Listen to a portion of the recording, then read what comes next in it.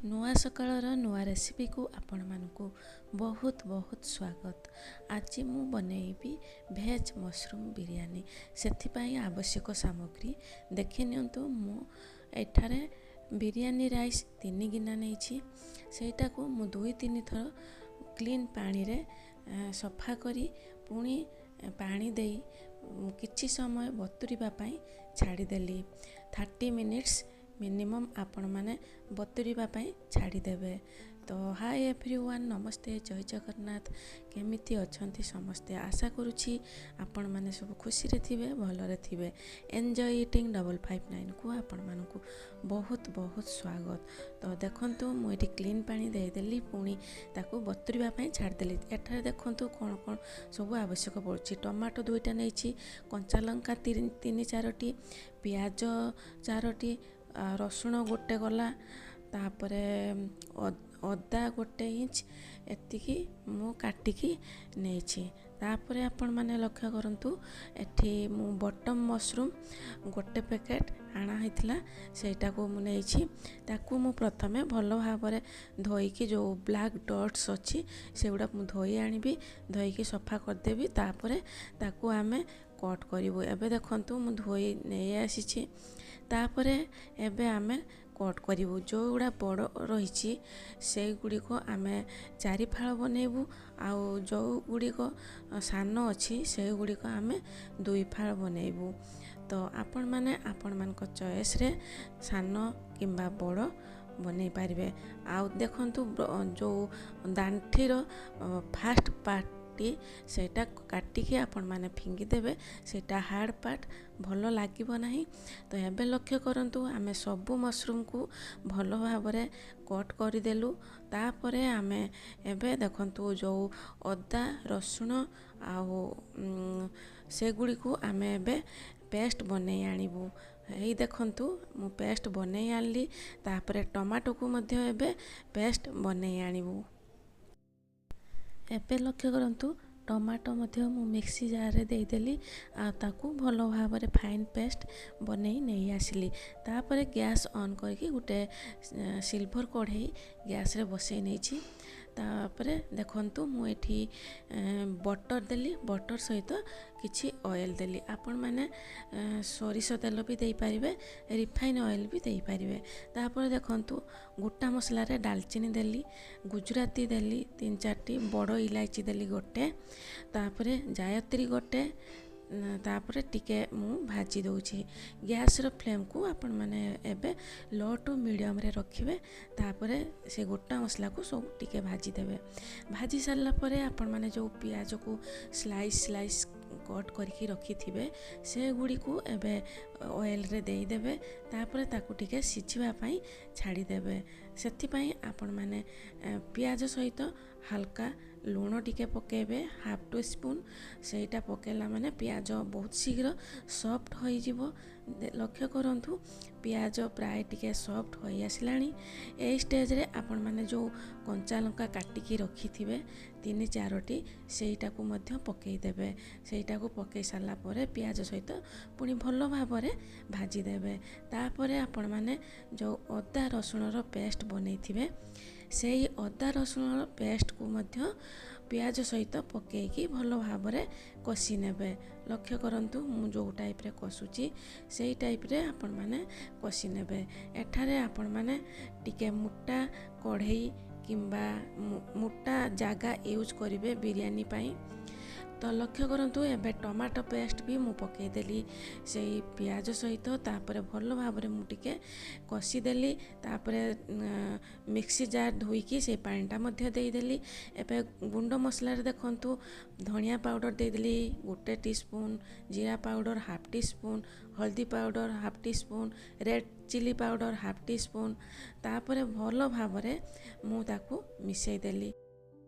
Video ଯଦି ଆପଣମାନଙ୍କୁ ଭଲ ଲାଗୁଛି ତାହେଲେ ଆପଣମାନଙ୍କର ମତାମତ ଜଣାଇବା ପାଇଁ ରିକ୍ୱେଷ୍ଟ ରହିଲା। ଆପଣମାନଙ୍କର ମତାମତ ଆପଣମାନେ କମେଣ୍ଟ ସେକ୍ସନରେ ଲେଖିକି ଜଣାଇ ପାରିବେ।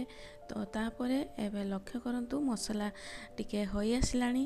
ତାପରେ ମୁଁ ଏଠାରେ ଗରମ ମସଲା ଗୋଟେ टीस्पून पकईदेली तापर मसला सहित भल भाव मु एबे मिसई नौछि। तापर आपण माने लक्ष्य करंतु एठारे मु बिरयानी मसला मध्य अल्प पकेइली। बिरयानी मसला पकई सारला परे पुणी आउ थरे मु कषि नौछि। आपण माने बिरयानी मसला पकेइबे। एबे लक्ष्य करंतु मु गैस रो फ्लेम को ऑफ कर देली आ मसला को किछि समय ठंडा हवा पई छाड़ी देली। तापरे अन्य एक कढ़ई नॉनस्टिक कढ़ई मु गैस ऑन करके बसई नहीं। से मु रिफाइन ऑयल दे देली।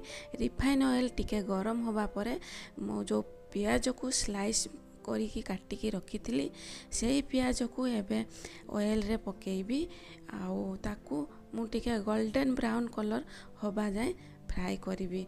आपण माने पियाज को एई भलिया स्लाइस स्लाइस करिकी प्रथमरु काटिकी रखी थिबे से गुडी को एबे आपण माने टिके भाजी नेबे।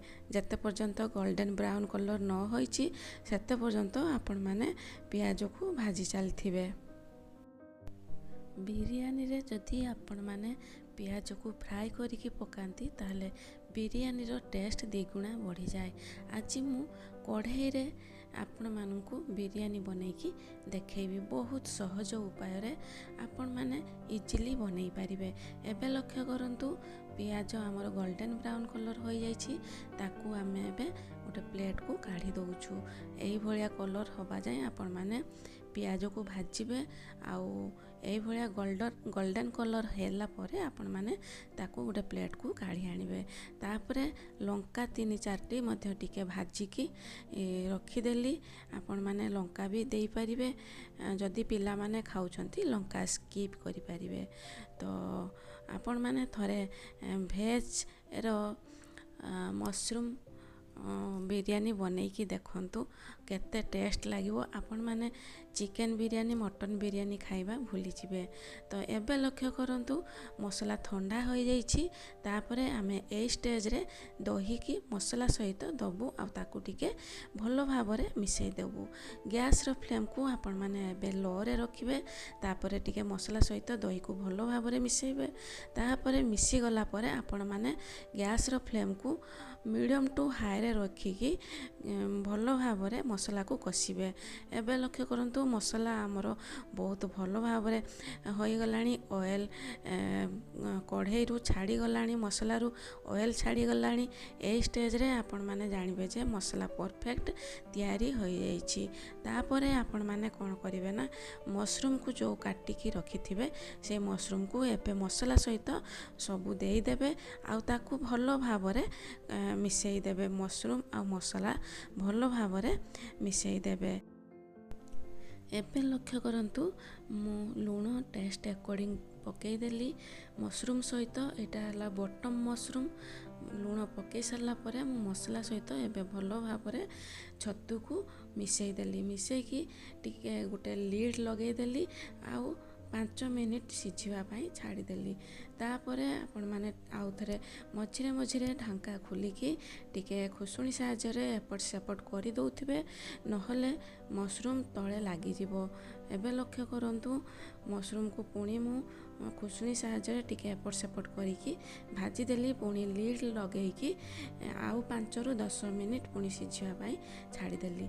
एबे लक्ष्य करंतु मशरूम पूरा अधा 50% हो जाइछि। ए स्टेज रे आपण माने मशरूम को अधा गोटे प्लेट को काढ़ी आनिबे।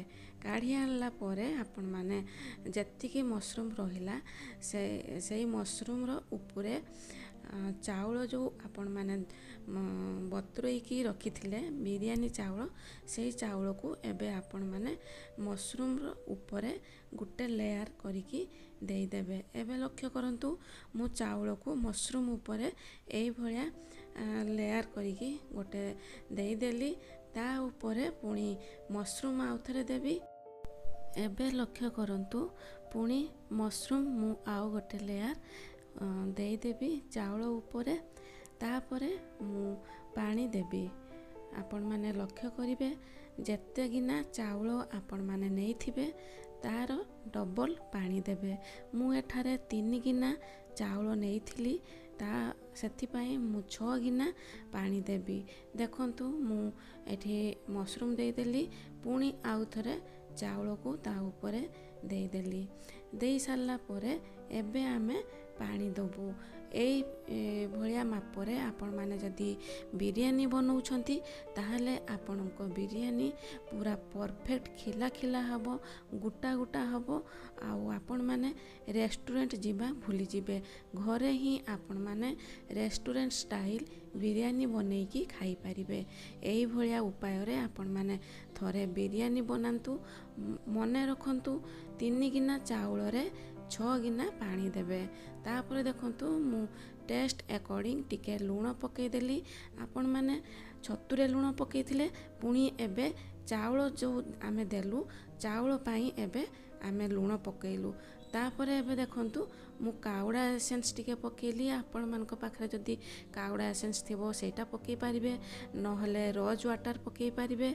ଯଦି ନଥିବ ବି ଆପଣମାନେ ସ୍କିପ୍ କରିପାରିବେ। ଏବେ ଲକ୍ଷ୍ୟ କରନ୍ତୁ ଗୋଟେ ଢାଙ୍କା ଲଗାଇ ଦେଇଥିଲି। ଆଉ ମିନିମମ୍ ଆପଣମାନଙ୍କୁ ଲୋ ଟୁ ମିଡ଼ିୟମ୍ରେ ଅଧଘଣ୍ଟେ ଆପଣମାନେ ରଖିବେ। ତାପରେ ଆପଣମାନଙ୍କର ବିରିୟାନୀ ପ୍ରାୟ ହୋଇଯିବ। ଏବେ ଲକ୍ଷ୍ୟ କରନ୍ତୁ ବିରିୟାନୀ ଅଧାରୁ ବେଶୀ ସିଝି ଯାଇଛି। ତାପରେ ମୁଁ ଯେଉଁ ପିଆଜକୁ ଭାଜିକି ରଖିଥିଲି ସେଇଟା ଏମିତି ଉପରେ ଦେଇଦେଲି। ଆଉ ଲଙ୍କା ଗୁଡ଼ିକ ବି ମୁଁ ଦେଇଦେଲି, ଲଙ୍କା ଯେଉଁ ଭାଜିକି ରଖିଥିଲି। ତାପରେ ଏଇ ଷ୍ଟେଜ୍ରେ ଆପଣମାନେ ଦେଶୀ ଘିଅ ଦେବେ 3-4 ଚାମଚ, ତା'ର ଫ୍ଲେଭର୍ ବହୁତ ଭଲ ଆସିବ ବିରିୟାନୀର। ତାପରେ ଆପଣମାନେ କ'ଣ କରିବେ ନା ଆଉ ଥରେ ଲିଡ୍ ଲଗାଇ ଦେବେ। ଆଉ ଧଣିଆ ପତ୍ର ଯଦି ଆପଣମାନଙ୍କ ପାଖରେ ରହୁଛି, ଧଣିଆ ପତ୍ର ଆପଣମାନେ ଜରୁର ପକାଇବେ ବିରିୟାନୀ ସହିତ। ତାପରେ ଆପଣମାନେ ପୁଣି କଭର୍ କରିଦେବେ। ବିରିୟାନୀକୁ କଭର୍ କରିକି ଲୋ ଟୁ ମିଡ଼ିୟମ୍ରେ ଆପଣମାନେ 10ରୁ 15 ମିନିଟ୍ ଛାଡ଼ିଦେବେ।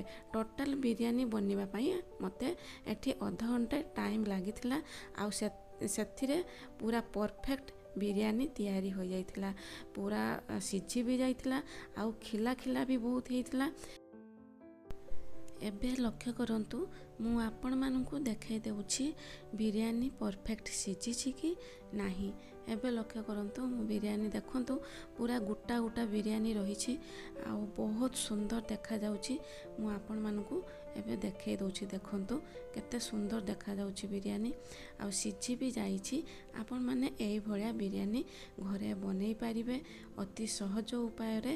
ଆଉ ନିଜେ ଖାଇପାରିବେ, ନିଜ ଫ୍ୟାମିଲି ମେମ୍ବରମାନଙ୍କୁ ଖୁଆଇ ପାରିବେ। ମଝିରେ ମଝିରେ ଆପଣମାନେ ମସରୁମ୍ ବିରିୟାନୀ ବନେଇକି ଖାଆନ୍ତୁ। ଆଉ କେମିତି ଲାଗିଲା ନିହାତି କମେଣ୍ଟ ସେକ୍ସନରେ ଲେଖିକି ଜଣାଇବା ପାଇଁ ଆପଣମାନଙ୍କୁ ରିକ୍ୱେଷ୍ଟ ରହିଲା। ଆପଣମାନଙ୍କର ମତାମତ ନିହାତି କମେଣ୍ଟ ସେକ୍ସନରେ ଜଣାଇବେ। ଆଉ ଯଦି ଭଲ ଲାଗିଲା ଲାଇକ୍ ନିହାତି ଗୋଟେ କରିଦେବେ। ତ ଏବେ ଠିକ୍ ଅଛି, ରହିଲି। ଆଜି ପାଇଁ ଏତିକ। ନମସ୍ତେ, ଜୟ ଜଗନ୍ନାଥ। ପୁଣି ଦେଖା ହେବ ଆଉ ଗୋଟିଏ ନୂଆ ଭିଡ଼ିଓ ସହିତ, ନୂଆ ରେସିପିରେ। Thank you, take care all of you.